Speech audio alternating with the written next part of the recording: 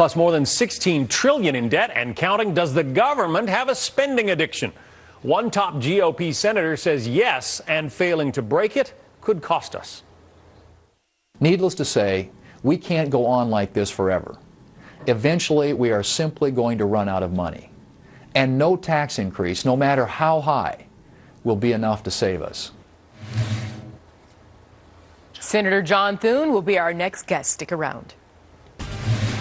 Government spending and the economy sure to play a major role in tonight's State of the Union address, as well as the GOP response.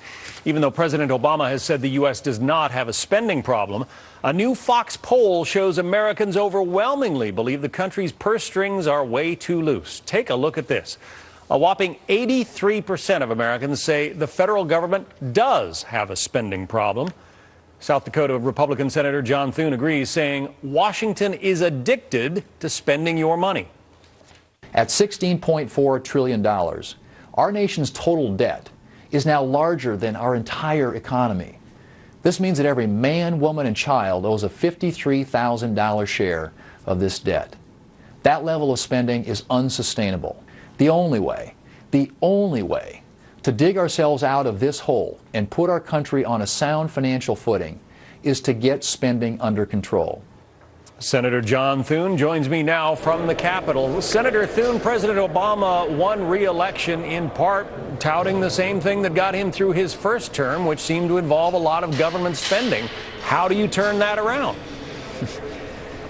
Good question, John, and I expect tonight we'll hear in the President's address a lot about investing in this and investing in that, which is code for more spending. But that should send red flags up for all Americans, because in order for this government to spend more, the President is going to have to raise taxes more. We cannot continue to borrow like there's no tomorrow, and that's what we're doing right now. If you look at the financial picture for the country, we're, as you said, already $16 trillion in debt.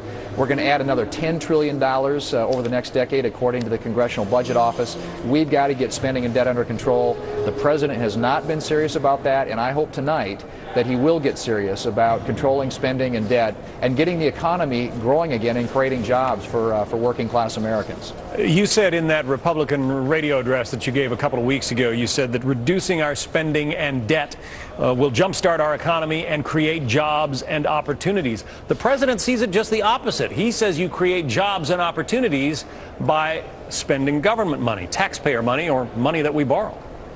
And that's the great contrast that we have here, John. This is a very different philosophy about how to get the economy growing again. If you look at the last 4 years, the President doubled down on growing the size of government. What do we have to show for it? We've had chronic high unemployment, sluggish growth, massive amounts of new debt. And if you look at the history of countries throughout history, you'll find that when you get debt that exceeds, or debt as a percentage of your GDP exceeds a certain amount, then you get fewer jobs, you get a slower economy. And that's what we're seeing in this country right now. Our debt to GDP, gross debt, is now over 100%.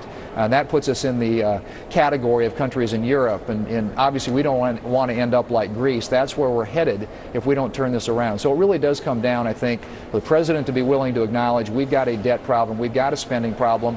The 17% of the people in your survey, the 83% get it, understand that we have a spending problem. The 17% seem to be here in Washington, D.C., because it's the last place that we're getting that message across. Also in that poll, we asked people about the country's big issues. What are they extremely concerned about? 32%, the number one issue, the most concerning issue for Americans, 32% said government spending is their top issue. The President doesn't see it that way, though. Well, he doesn't, and again, I mean, he comes from a very different view of the world. I mean, he really believes that government is the answer, and I think that most people across the country still understand that the genius of America comes from our private economy, from the people out there who are creating jobs. And if you want to improve the overall standard of living, the quality of life for middle-class Americans, the way that you do that is you get your economy expanding and growing again. And the President has a prescription for that consists of growing government, raising taxes, making it more difficult, more expensive to create jobs in this country. That's the wrong prescription for the future. Now, again, I hope this evening, and I'm trying to be optimistic and hopeful about this, that the President will have a serious plan for reducing spending and debt and for growing the economy and creating jobs, but we're not holding our breath based on past experience. And of course, as you know, in the last 2 years, the president has submitted a budget to Congress which hasn't received a single vote, a Republican or a Democrat vote in either the House or the Senate, which suggests that he is just not serious about this issue. It's time for him to get serious, and we want to work with him when he does. South Dakota Senator John Thune, it's good to have you on. Thank you. Thanks, John.